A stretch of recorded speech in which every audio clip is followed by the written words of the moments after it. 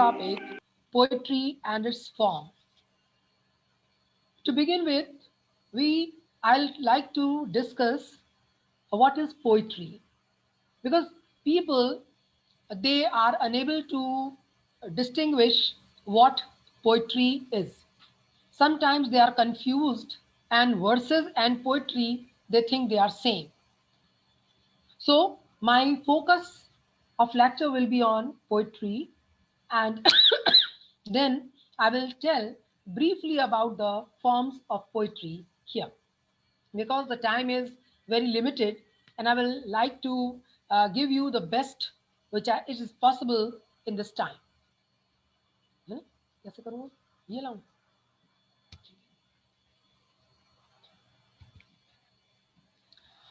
To begin with, we'll start that what poetry is. Many people, as Dr. Sunita ji has said, that many poets, they had given the definition of poetry, but the best she liked of Wordsworth. Now, in my opinion, they had tried. Many poets, many writers, many literary people, they have tried their best to define poetry, but none of them has been successful in giving a complete or comprehensive definition of poetry. They had discovered different traits which are found in poetry. According to Coleridge, he says that prose. In prose, what is prose? He says that the words, they are put in their best order. But for poetry, he says that the best words in the best order. Then we come to the very, very popular definition of poetry by Wordsworth. That is, poetry is the spontaneous overflow of powerful feelings. It takes its origin from emotions recollected in tranquility. Now, the thing is, it is true, when we have feelings, emotions, and they are in abundance, they are overloaded, then only the poetry is originated. And it is said that for poetry, we need a kind of emotion which is extraordinary. Only then there will be a flow of emotions in the form of poetry. Now, this is the second part of the definition, is Wordsworth's personal opinion, that he used to write poetry when he is in a tranquil mood, in a peaceful mood. He used to recall those emotions, those incidents, and then he used to meditate over it, filter them, and then write poetry. But with different poets, different technique has been adopted. Like Shelley, Keats, they used to write poetry at the spur of moment. It is said that Keats used to say that when he wrote Nightingale, so the idea of writing Ode to Nightingale came in his mind, and then he just put it into words on a rough paper. And when then emotions, they were they were utilized, he put that paper in his drawer and forgot. After some time, his friend, Participants, ma'am, just a minute. All the participants, please. so his friend came and said, he just pulled the door and saw that there is a very, very nice words which are written there. Then he requested his friend Keats, Are bhai, you just modify it, correct it, and then you all know that the fame of Keats depends on Ode to a Nightingale. It is said if he has not written anything except this poem, even then he would have been counted among great poets of Romantic era. So it means that one thing is definite, poetry means spontaneous and powerful feeling, the expression of spontaneous and powerful feelings. Now, Dr. Johnson, he has given the definition of poetry. He says, poetry is the art of uniting pleasure with truth by calling imagination to help the because he belongs to 18th century, and the trend of literature was different in 18th century, and that is why he has given his own views. He says that it is uniting pleasure with truth. Truth is there. We need truth in poetry, but truth should not be photographic. It should not be as it is. The Ma'am, I'm heart should be interrupting deep. you. Ma'am, I'm interrupting. All the participants, it's very disturbing. Please mute yourself. A very important lecture is on. Please mute yourself. All the participants, please mute yourself. Mute yourself.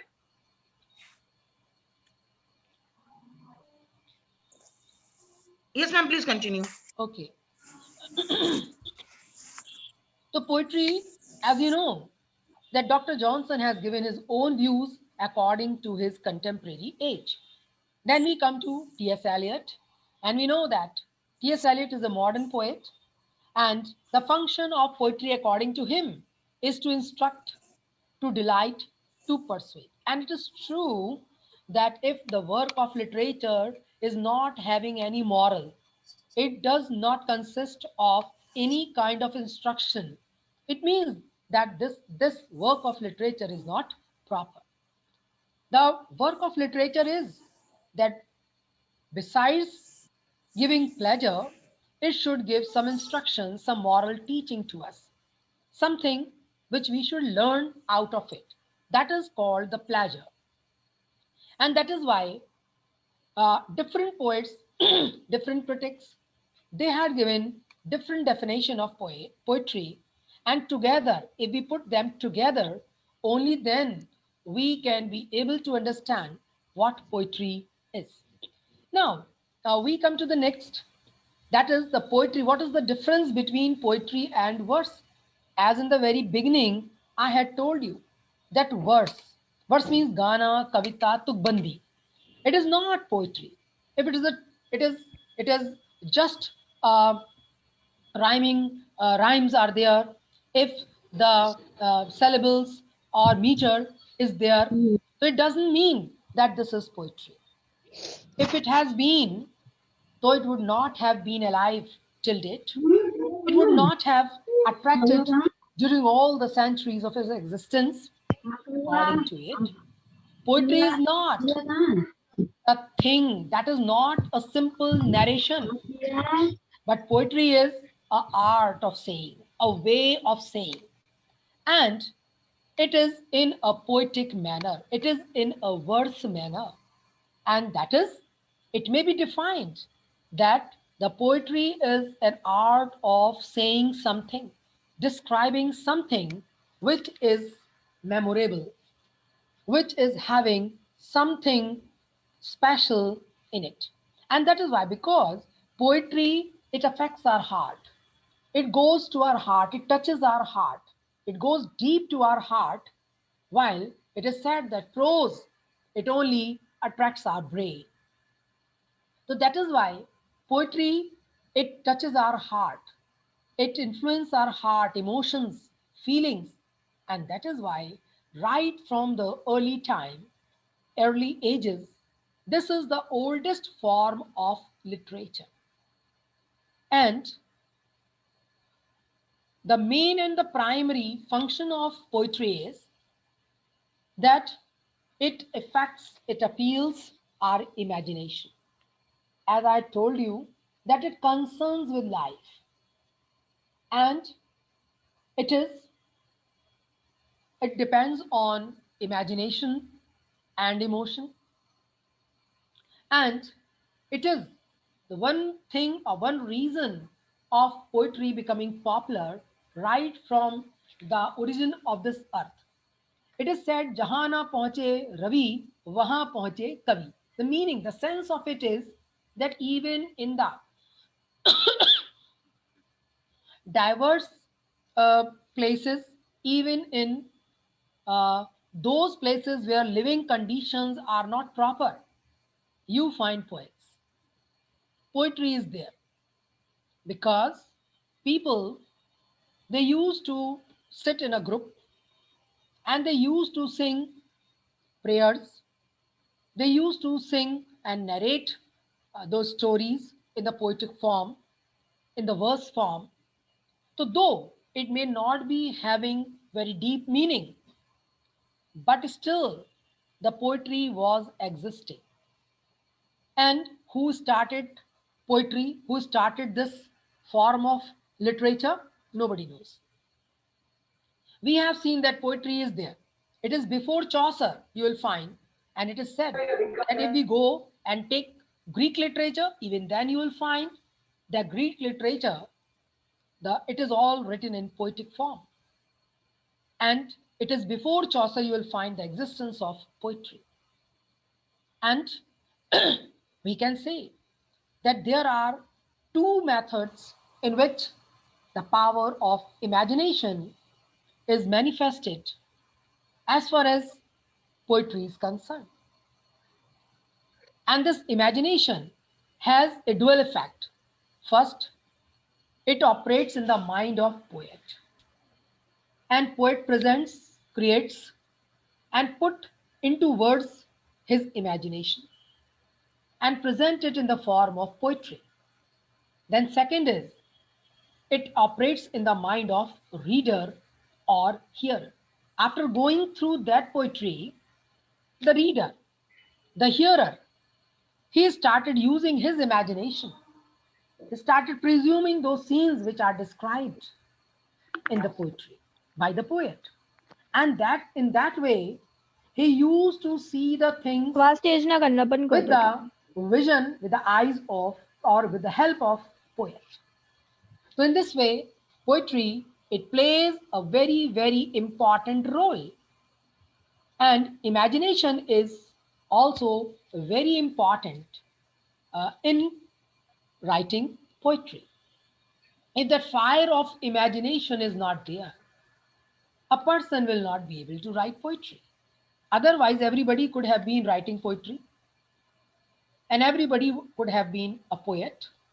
But he says that the imagination which has been presented or produced by the poet, it gives a pleasure, a kind of pleasure.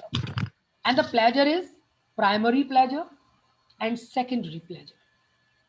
The primary pleasure means that is produced in the mind of the person. And when his senses are under the influence of external stimuli, meaning that pleasure is produced when we see a beautiful thing, a beautiful scenery, or a beautiful building, then we derive pleasure out of it. And the secondary pleasure is when these external stimuli, they are converted into art. And suppose you have seen any beautiful scenery, a picture, a statue, building, whatever, and the memory of that original thing, it remains in your mind, and you feel that pleasure long back, even when you are not present there.